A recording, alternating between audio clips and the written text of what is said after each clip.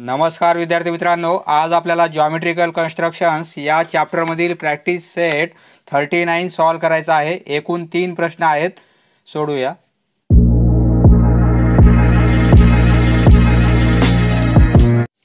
पहिला प्रश्न, draw line L.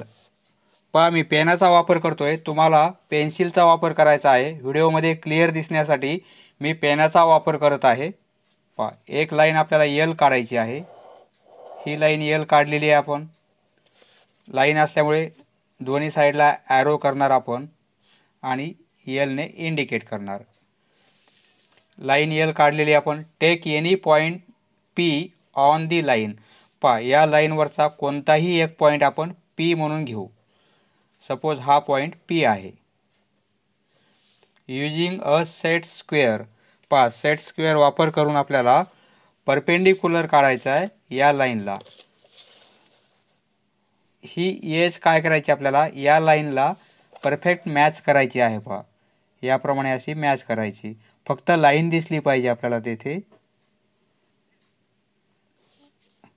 आणि या साईडला हा पॉईंट आहे, बरोबर आहे। आता आपल्याला काय करायचं आहे, पहा, या पॉईंटमधून इथे असा परपेंडिक्युलर काढायचा आहे।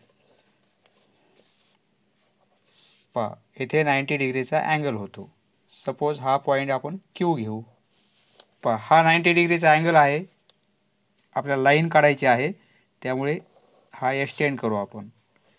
पहा, ही पी क्यू लाईन परपेंडिक्युलर आहे या लाईन एलला। येथे लिहिणार आपण line P Q. Line P Q परपेंडिक्युलरसाठी हा सिम्बॉल वापरतात, परपेंडिक्युलर लाईन एल। नेक्स्ट, दुसरा प्रश्न, draw a line A B. A B एक लाईन काढायची आपल्याला। व्हिडिओमध्ये क्लिअर दिसण्यासाठी मी पेनाचा वापर करत आहे, तुम्ही पेन्सिल वापरा। पण आपल्याला काय करायचं आहे, बी पॉईंटमधून परपेंडिक्युलर काढायचा आहे। त्यामुळे ए पॉईंट आपण येथे घेऊ आणि बी पॉईंट येथे घेऊ, कारण बी पॉईंटमधून आपल्याला परपेंडिक्युलर लाईन काढायची असल्यामुळे इकडे आपल्याला स्पेस पाहिजे। इकडे आपल्याला लाईन एक्सटेंड झालेली पाहिजे। पहा, ए बी लाईन काढलेली आपण। आता draw a perpendicular to A B at the point B. या बी पॉईंटमधून आपल्याला काय करायचं आहे, या ए बीला परपेंडिक्युलर लाईन काढायची आहे। म्हणजे येथे 90 डिग्रीचा अँगल झाला पाहिजे अशी लाईन काढायची आपल्याला या बी पॉईंटमधून। बी पॉईंटवरून आपल्याला या लाईनवर कोणताही एक ठराविक डिस्टन्स घ्यायचं आहे आणि इथे आर्क करायचा आहे। पहा, इथे आर्क केलेला आहे आपण। तोच आर्क त्याच अंतराने आपल्याला या साईडला करायचा आहे। आता म्हणजे काय झालेलं आहे, हा एक पॉईंट मिळाला आणि हा एक पॉईंट मिळाला आपल्याला, बरोबर आहे।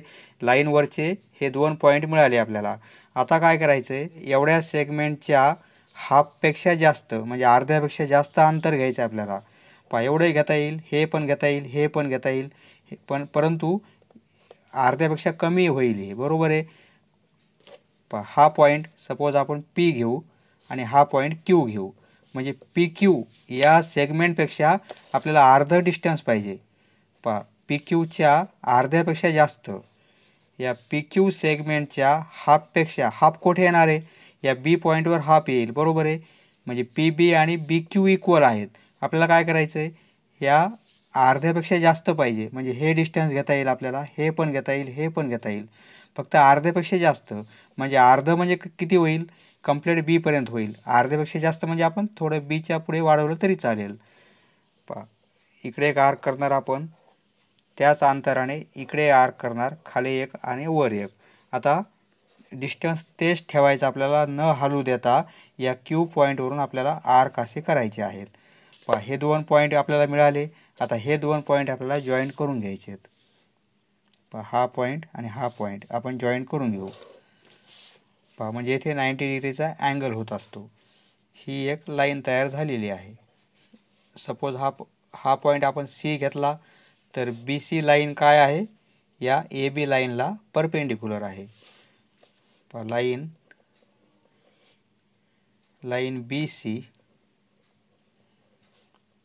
Perpendicular line A B. पहा, या मार्किंगच्या पॉईंटला येथे आपल्याला पी आणि क्यू असे नावे द्यायची गरज नाही, समजण्यासाठी आपण नावे दिलेली आहेत। नेक्स्ट तिसरा प्रश्न, ड्रॉ लाईन सी डी. एक आपण सी डी लाईन ड्रॉ करू. स्केलच्या साहाय्याने आपल्याला अशी लाईन काढायची आहे. सी डी लाईन पाहिजे, म्हणजे हा एक पॉईंट घेऊ आपण सी आणि हा एक पॉईंट घेऊ आपण डी. ही सी डी लाईन आपण काढलेली आहे. Take any point M on the line. आता या लाईनवर कोणताही एक पॉईंट घ्यायचा आपल्याला. सपोज हा पॉईंट घेतला आपण एम.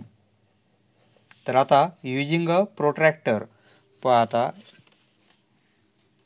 याचा वापर करून आपल्याला draw line perpendicular to C D at the point M. या एम पॉईंटमधून या सी डी लाईनला परपेंडिक्युलर एक लाईन काढायची आपल्याला.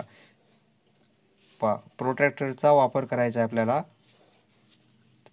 त्यासाठी काय करायचं आहे, हा जो पॉईंट आहे हा पॉईंट एम पॉईंटवर मॅच करायचा आपल्याला आणि ही जी ब्लॅक लाईन आहे बॉटमची ती या लाईनला मॅच करायची. हा पॉईंट आपण या एमवर पुट करणार आहोत आणि बॉटमची ही जी लाईन आहे ती या लाईनवर मॅच करायची आणि 90ला मार्किंग करायची. 90 येथे आहे. हा पॉईंट आणि हा पॉईंट आपण हे दोन पॉईंट आता एक्सटेंड करून घेणार आहोत.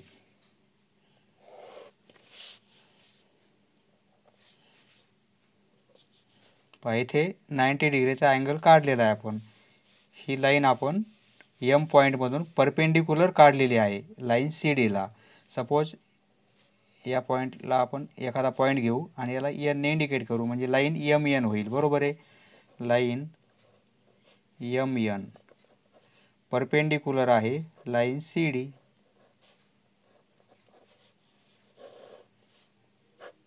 समजलं मित्रांनो? धन्यवाद. पुढचा व्हिडिओ पाहण्यासाठी चॅनल सबस्क्राईब करा. धन्यवाद.